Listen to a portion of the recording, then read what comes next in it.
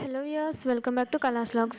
మీకు ఈరోజు ఈ వీడియోలో గుమ్మడికాయ కూర ఎలా ప్రిపేర్ చేసుకోవాలో క్లియర్గా అయితే ఈ వీడియోలో చూపించాము. సో వీడియోని ఎక్కడ స్కిప్ చేయకుండా చూడండి.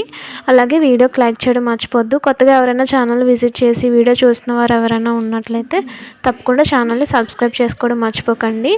పక్కన ఉన్న బెల్ ఐకాన్ కూడా యాక్టివేట్ చేసుకోండి. సో చూసారుగా, ప్రాసెస్లోకి వెళ్ళిపోదాం. ముందుగా గుమ్మడికాయని కడిగి శుభ్రం చేసి పిక్కలు తీసి ముక్కలుగా కట్ చేసి పక్కన పెట్టుకోవాలండి.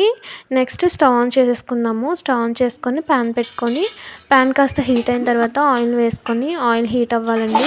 ఆయిల్ హీట్ అయిన తర్వాత కట్ చేసి పెట్టుకున్న ఆనియన్, అలాగే పచ్చిమిర్చి, టమాటా ముక్కలు వేసి వీటిని చక్కగా దగ్గర పడేంత వరకు వేయించుకోవాలి. సో కొంచెం బాగా కలిపి కాస్త సాల్ట్ వేసుకుందామండి. సాల్ట్ వేసుకొని ఒకసారి బాగా కలిపి మూత పెట్టేసుకొని ఇవి కాస్త దగ్గర పడేంత వరకు వెయిట్ చేద్దాము.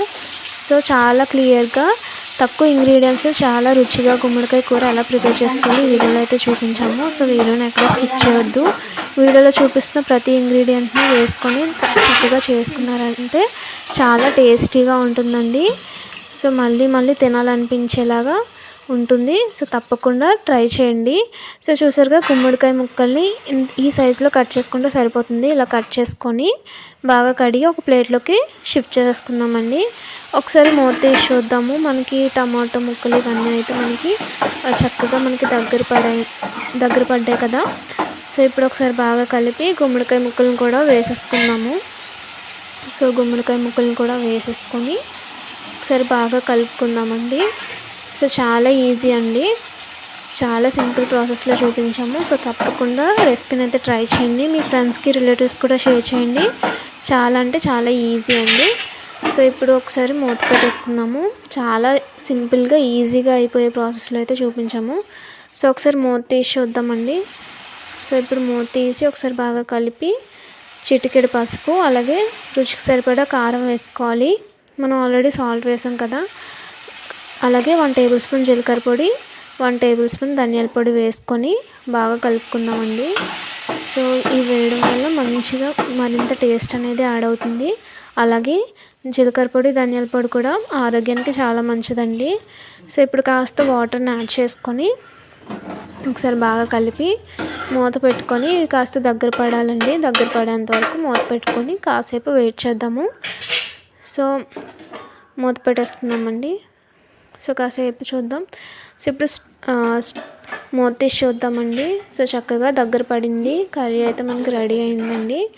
సో ఇప్పుడు ఒకసారి బాగా కలిపి టేస్ట్ చూసి సాల్ట్ సరిపోకపోతే సాల్ట్ వేసుకొని టేస్ట్ అడ్జస్ట్ చేసుకుంటే సరిపోతుందండి.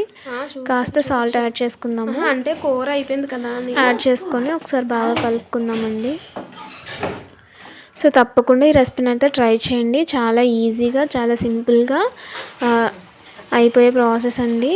సో ఇప్పుడు స్టవ్ ఆఫ్ చేసుకుందాము. స్టవ్ ఆఫ్ చేసుకొని సర్వింగ్ బౌల్లోకి తీసుకొని సర్వ్ చేసుకుంటే మనకి ఎంతో టేస్టీగా సింపుల్గా గుమ్మడికాయ కర్రీ అయితే మనకి రెడీ అండి.